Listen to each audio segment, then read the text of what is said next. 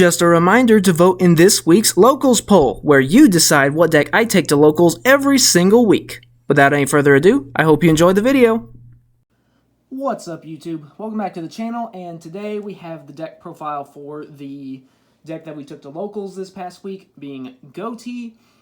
We did okay, especially considering that this is not the version of the deck I would have liked to have taken. There were a couple cards that still have not come in the mail yet, unfortunately, so I had to use some less than desirable ratios, but we'll get to all that later. So we're going to get into the deck profile straight away, and first, before we actually go into the Ghoti monsters, we're actually going to use the generic ones first, and these are also the ones that I don't have all the copies of yet. So right now, I only have 2 Lifeless Leaffish and 2 Beautiful Princess. Both of these are going to go to 3. They are still in the mail, so they haven't gotten here yet, but they should be here sometime soon. So these are just good generic cards to help get your plays started. So, but yeah, these are going to be at 3. There's going to be 3 of these. Okay, so if you're wanting to, like, copy this deck list, run 3, okay? Run 3 of each. Next, get into the Ghoti monsters. Right now, I'm running 2 Enoch. So this is just a way, like, if you tribute summon it, or if you special summon it from an effect, something like Paces, you can get one of your banished fish monsters back. So that can facilitate your level 8 synchro summons. And, I mean, it's a decent monster, but I am going to put it to 1 whenever that new monster from Phantom Nightmare comes in February. So this one's going to go down to 1. Next, I'm currently running 3 copies of Snopios, Shade of the Ghoti. This one's going to go down to 2 when Phantom Nightmare comes in. But I personally like this one a lot, because it can help set up things like Zap during your opponent's turn. Sorry, my little puppy's playing, and he's deciding to be vocal about it right now. But yeah, banish 2 during either main phase to special summon as a quick effect. It's pretty good. Next, 3 copies of Ezeep. So this one, whenever we banish a fish, it's a free special summon. So this can help set up your synchro plays. Next, I'm running 2 Zep. And I'm only running 2 because I do want to try to only banish this out of the deck with something like Arion Post, or banish it from my hand with Snopios. I don't really want to draw it if possible. So I'm only running 2, but this way we can do the quick effect synchro during the opponent's turn twice. 3 Shift, and then 3 Paces. So these are just your level 2 tuners. They special summon themselves during the next standby phase after they're banished. This one can banish itself from the field to special summon 1 from your hand. This banishes from the graveyard to give a fish monster 500 attack. And yeah, that's going to be it for the main deck monsters. So now we're going to go on to the spell cards. So first we're going to do kind of some of the kind of more generic one-of spells. So first we have Fishing Kicks. So this one, if we have 3 or more banished fish monsters, we can target a card on the field and banish it. So this is nice for removal, especially things like Spell or Trap. And then we also have Terraforming, Gold Sarcophagus, and Reasoning. So Terraforming is to search the field spell. That's pretty self-explanatory.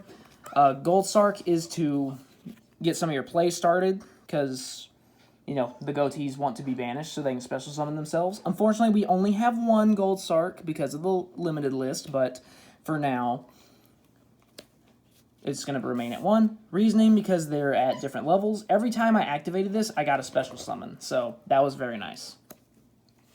Next is the Draw Power. So I'm currently running 2 copies of Pot of Desires and 3 copies of Moray of Avarice. So obviously right now in December 2023. Pot of Desires is semi-limited, so we can only run 2 copies. So I increased Mori of Avarice to 3 to kind of make up for that. But if Pot of Desires ever comes to 3, then this is going to go down to 2 copies for the 3rd Desires. So yeah, just some draw power, being able to fix your hand. Next is the field spell, Most Distant, Deepest Depths.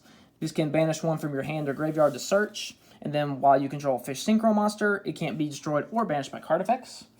Moving on to the traps now. I'm going to start with 2 Ghoti Chain and 3 Ghoti Cosmos. So earlier when I mentioned Betuneful Princess and Lifeless Leaffish, these are the traps that are going to get decreased. I'm going to go down to 1 Chain and 2 Cosmos when those 2 cards arrive in the mail. But this is a banish to special summon, so a good target for this is Enoch, because then you can special summon the banished fish right back.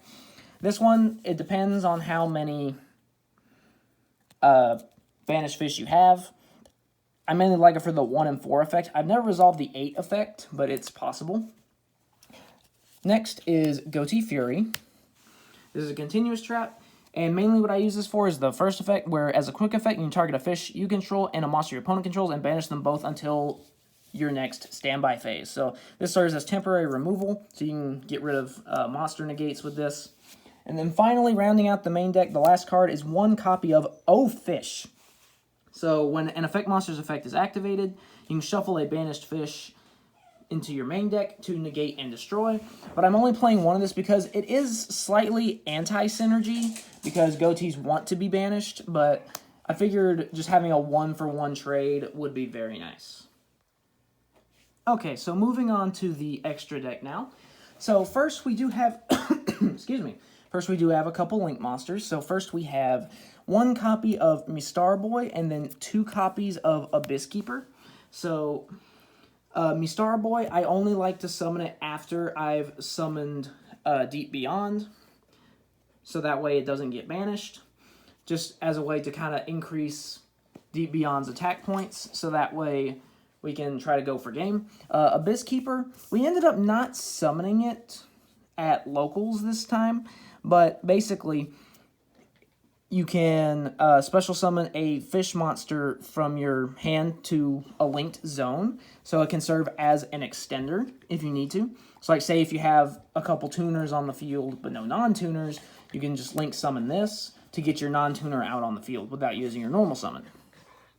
And then it does serve as removal. You can target 1 other fish monster you control and 1 card your opponent controls, banish those cards.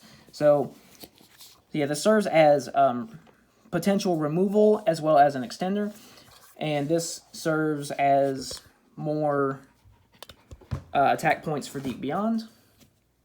Sorry, my puppy just knocked the tripod a little bit. Okay, next, going into the Ghoti monsters now, running triple Arion posts, so this is your level 6. And so this is best used with Zep, because you can banish it from your deck during your opponent's turn, which will immediately special summon itself and then immediately synchro again, so you can go into one of your level 8s. And then when it's used as synchro material, you can banish a fish monster from your graveyard to search. So it's really nice being able to just add the things you want. Next, going for our level 8 synchros, we have 3 copies of Ascan and 3 copies of Guoglim. So Ascan is it's kind of like Abyss Keeper's effect, where it targets a fish monster on your side of the field and 1 card your opponent controls on synchro summon and banishes them. This can bring itself back by banishing a fish from your graveyard, though, whenever it's banished, so that's nice. Guoglim is very similar to El Shaddoll Construct, because at the start of the damage step, when it battles a monster, you can banish that monster. Only downside is that is a hard once per turn, so if your opponent's attacking, you got to be careful with it. But this does serve as another option for removal. If something can't be targeted, then you can summon this and just not crash into it, but you can battle it and banish it instead. And finally, the big boy, Ghoti of the Deep Beyond. We are running 3 just because he is the main star of the deck. He is what you want to get to as quickly as possible. And I think the highest attack I got him was like 5,500, I think. Against Dinomorphia, but yeah. So when he synchro summons during your opponent's turn, then you get to banish all cards on the field, and of course that helps with your Ghoti effects because they like to be banished. So yeah, I hope you enjoyed the deck profile. Like I said before, this is not the final deck profile for it. Or rather, it's not the final build, I guess I should say, because I am still waiting on a couple cards to come in the mail. We are going to run 3 Lifeless Fish and 3 Beautiful Princess just for more consistency, but they just didn't arrive in time, unfortunately, so these will be at 3 in the deck, okay? And then you're going to take out 1 copy of Chain and 1 copy of Cosmos in order to make room for these. And then once Phantom Nightmare comes, I'll definitely be looking to take Ghoti again with that new support, those power-ups, so that way we can see how it fares post Phantom Nightmare. But yeah, I hope you enjoyed. Make sure to like, subscribe, and vote in the locals polls, all that good stuff, and I'll see you next time.